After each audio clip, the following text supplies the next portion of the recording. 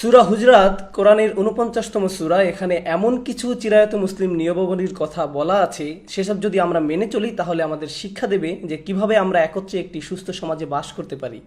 এই নিয়মগুলো শুধু এজন্যই নয় যে আমরা মুসলিমরা কিভাবে একে অন্যের সাথে ব্যবহার করব, বরং এটা সমগ্র মানবতার জন্য।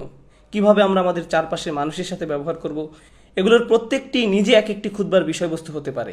এই কারণে আমি আপনাদেরকে পুরো লিস্টটি দেওয়ার এবং তাদের প্রত্যেকটি ব্যাখ্যার পরিবর্তে যা উৎসাহিত করব তা হলো পুরো সূরাটি আপনাদের নিজেদেরকে পড়া এবং নিজ থেকে করার জন্য। আবার বলছি, সূরা নাম্বার ৪৯ শুরু থেকে শেষ পর্যন্ত পড়ুন, গভীর মনোনিবেশ করুন এবং চিন্তা করুন এটা একজন মুসলিম হিসাবে আপনার জন্য কিভাবে প্রযোজ্য হতে পারে।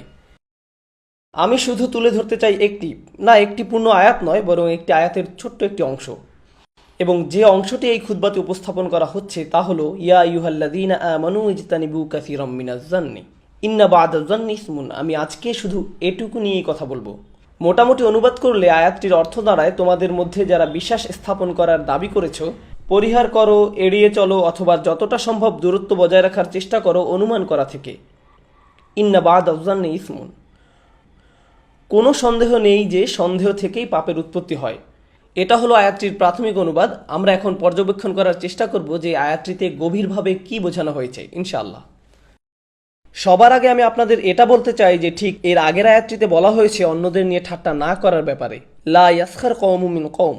এটা আপনার বা আমার জন্য ঠিক নয় যে আমরা একদল আরেক দলকে নিয়ে ঠাট্টা করব।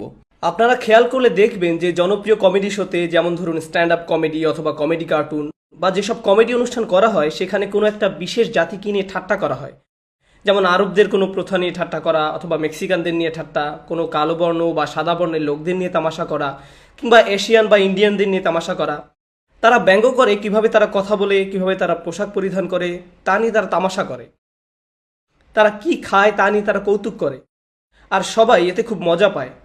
যাই হোক, এই আয়াতটি এটাই বলছে যে এ ধরনের কৌতুক কোনো ভালো জিনিস নয়। লা ইয়াসখার কওমুম মিন কওম। তোমাদের এটা করা উচিত নয়। এটা এমন কিছু নয় যা অন্যদের প্রতি আপনার মনে সম্মানবোধ সৃষ্টি করবে সাংস্কৃতিক দিক থেকে, বরং এটা আসলে অসহিষ্ণুতার ধারণা সৃষ্টি করে। অন্যদের নিয়ে হাসাহাসি করা, তাদের নিচু মনে করা বা নিজেকে তাদের চেয়ে ভালো মনে করার একটা প্রবণতা তৈরি করে। কিন্তু আজকের আলোচনার বিষয় এটি নয়, বিষয় হলো অনুমান করা। আমি আপনাদেরকে বলতে চাই যে অনুমান আসলে এসেছে এমন ঠাট্টা বিদ্রুপ করা থেকেই। এটা শুরু হয় আমি শুধু মজা করছি, আমি এমনি বলছি, শুধুই ঠাট্টা করছি। আর যখন এটা যথেষ্ট পরিমাণে করা হয়ে যায়, তখন আপনার মনে এমন একটা ধারণা তৈরি হয় যে তারা মনে হয় আসলেই এমন। এটা মজা করা দিয়ে শুরু হয়, কিন্তু শেষ পর্যন্ত তা দোষ ধরাতে পরিণত হয়। আপনি বিশ্বাস করতে শুরু করেন যে যাদের নিয়ে আপনি এতদিন মজা করেছেন তারা আসলেই সেরকম যেমনটি আপনি বলেছেন, পুরোপুরি সেরকম যেমন আপনি বলেছেন। এটা শুধু সীমিত নয়, আমি আবার বলছি, এটা শুধু সীমিত নয় গোষ্ঠীর জন্য, বরং ধর্মের জন্য সত্য। মানুষের বিভিন্ন বিশ্বাসের ক্ষেত্রেও প্রযোজ্য। যেমন ধরুন, ইন্দোপাক অঞ্চলের লোকেরা শিখ ধর্মাবলম্বীদের নিয়ে মজা করে, শিখদের নিয়ে অনেক ধরনের জোক প্রচলিত আছে। এটা গ্রহণযোগ্য নয়। তারপর স্বাভাবিকভাবেই এমন হয় যে বাংলাদেশিরা পাকিস্তানিদের নিয়ে জোক করে, পাকিস্তানিরা বাংলাদেশিদের নিয়ে ঠাট্টা করে। এগুলো হয়তো খুব হাসির, তারা এটাতে খুব মজাও পায়, কিন্তু জানেন কি, এটা মজা দিয়ে শুরু হয়, তারপর তা ভ্রান্ত ধারণা হিসাবে সমাজে প্রতিষ্ঠিত হয়ে যায়। এটা সমাজের কাছে গ্রহণযোগ্য হয়ে যায়, আর এমন অবস্থা হয় যে তারা যতবার এমন জোক করে তাদের ধারণা ততই মজবুত হতে থাকে।